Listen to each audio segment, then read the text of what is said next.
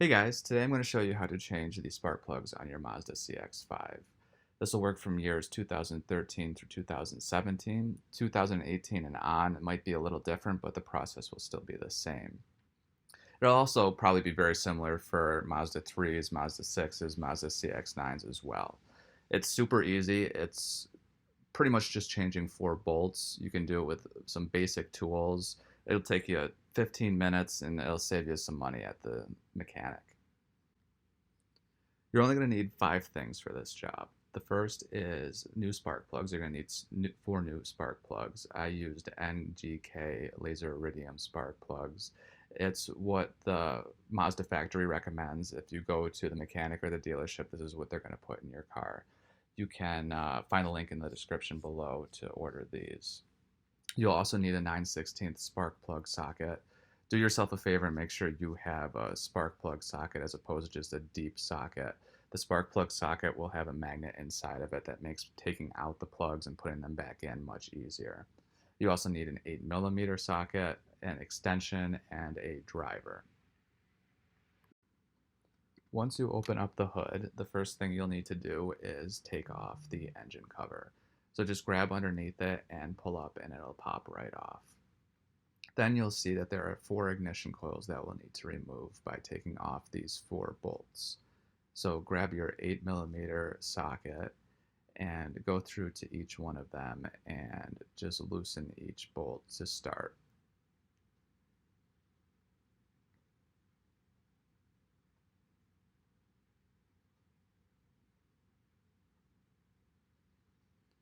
It may give you a little bit of trouble starting the bolts, but once they're started, what I did was I took off the socket from the driver and then I loosened each of the four bolts up by hand.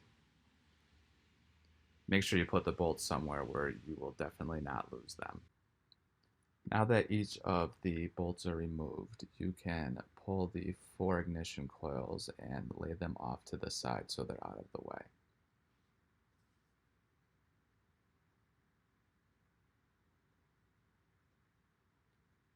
We'll start by removing the first spark plug. So grab the 9/16 spark plug socket, attach it to the driver, and carefully put it into the spark plug well. Feel around to make sure that you've got it all the way down and it's gripping the spark plug. Loosen up the spark plug so then you can remove the driver and loosen it up the rest of the way like we did for the four bolts before by hand. Once it's loose, carefully pull it out and you can see the benefit of having a spark plug socket here. It's magnetized so it pulls the spark plug out with it. If you didn't have a spark plug socket and you just used a deep socket, the spark plug would stay down there. I'm sure you could get it out if you used a magnet or messed around with it a little bit, but it's worth the small investment just to get a spark plug socket. Now take out the new spark plug, and it's always a good idea to compare the new spark plug with the old one. Just visually make sure it looks like it's the same part. You don't want to put in the wrong part if you ordered it wrong or if they sent it to you wrong. You want to make sure it's the same part. Once you do that, put it back inside the spark plug socket and carefully lower it down and start twisting it by hand to thread it in.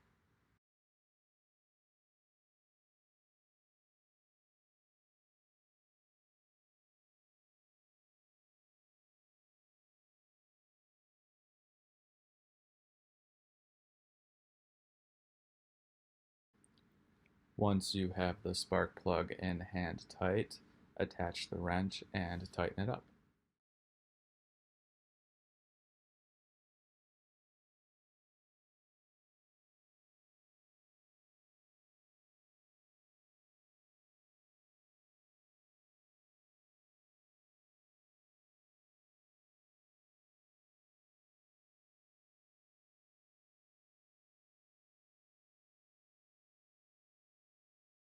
And that's pretty much the process. So that's one out of four down. We'll do the next three to finish everything up.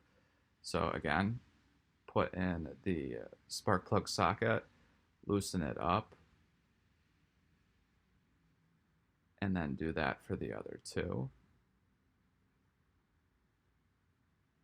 And then once they're loosened, same process, take it off and then start loosening them up by hand.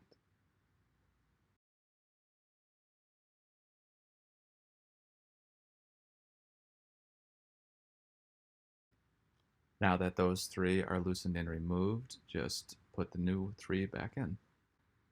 There seems to be a little bit of debate about if you should put anti-seize on these spark plugs.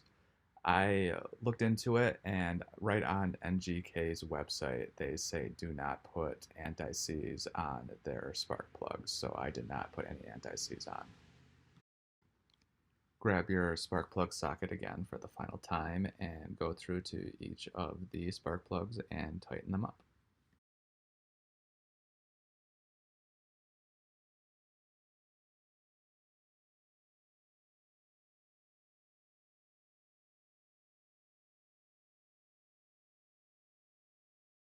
Now let's put back the four ignition coils.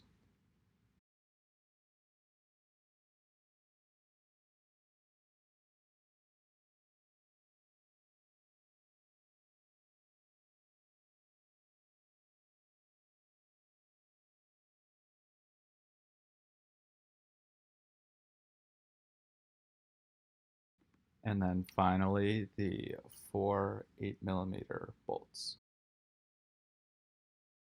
And then the moment of truth. Start up the engine and make sure that everything is running.